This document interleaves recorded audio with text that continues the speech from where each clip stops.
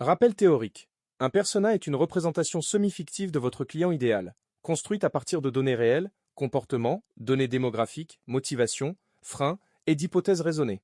Il ne s'agit pas d'inventer un personnage de toutes pièces, mais de synthétiser ce que vous savez, ou pouvez déduire, de vos segments d'audience pour en faire un outil opérationnel utilisable dans vos décisions marketing. Le mental model à retenir. Un persona doit répondre à la question: qui est cette personne et pourquoi achète-t-elle ou n'achète-t-elle pas?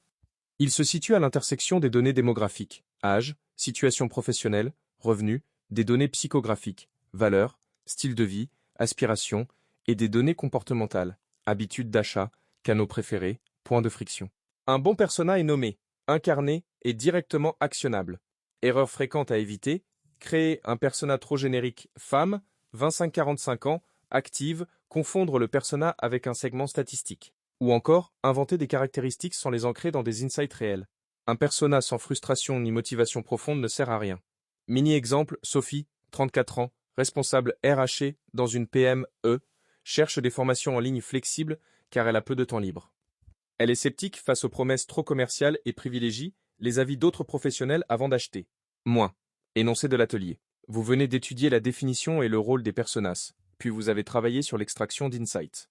Il est maintenant temps de passer à la production concrète. Vous allez rédiger une fiche persona complète et exploitable pour un contexte commerce donné. Le contexte est le suivant.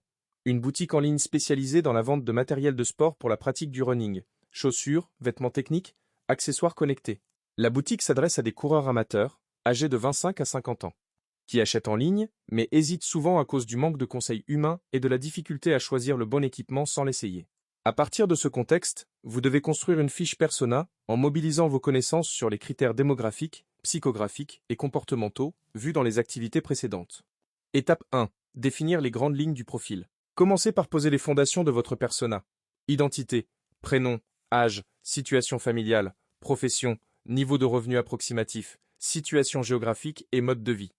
Ne vous contentez pas d'une liste sèche, rédigez quelques phrases qui donnent vie à ce profil. À ce stade, appuyez-vous sur les données comportementales du contexte fourni et sur ce que vous savez des profils types de coureurs amateurs. Étape 2. Identifiez les motivations et les objectifs. Qu'est-ce qui pousse cette personne à courir? Quels sont ses objectifs sportifs? Perdre du poids, préparer un semi-marathon, se défouler après le travail. Qu'attend-elle d'une boutique en ligne spécialisée? Cette étape demande une réflexion sur les motivations profondes, pas seulement les besoins fonctionnels. Étape 3. Analyser les freins et frustrations. Quels sont les obstacles qui empêchent ou ralentissent l'acte d'achat en ligne pour ce profil? Pensez à la peur de se tromper de taille, au manque de conseils, au prix, à la méfiance envers les avis en ligne, etc.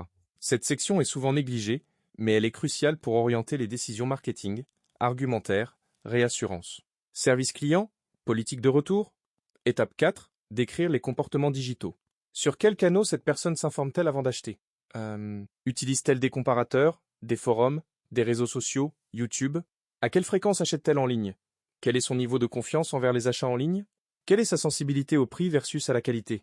Ces informations déterminent directement les choix de canaux et de messages dans une stratégie web marketing. Étape 5. Rédigez la citation emblématique et synthétisez la fiche. Terminez votre fiche par une citation courte, 1 à 2 phrases, qui résume la posture ou la frustration principale de votre persona, comme si cette personne parlait elle-même. Exemple. Je veux m'équiper correctement pour progresser, mais j'ai peur de dépenser 150 € pour des chaussures qui ne me conviennent pas. Puis, rédigez un paragraphe de synthèse, 5 à 8 lignes, qui récapitule l'essentiel du profil et explique en quoi ce persona est utile pour orienter la stratégie marketing de la boutique. Votre fiche finale doit être lisible, structurée et directement utilisable par une équipe marketing. Elle peut prendre la forme d'un document texte, d'un tableau ou d'une mise en page visuelle si vous le souhaitez.